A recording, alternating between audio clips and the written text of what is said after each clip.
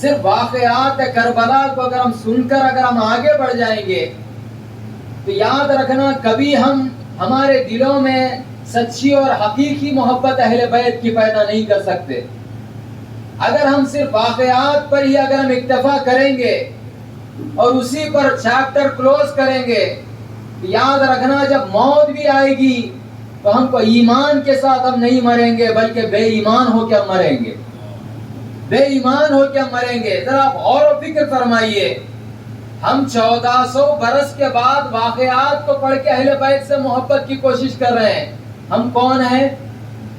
کون ہے بتلائیے, کافر ہے یا مسلمان ہے؟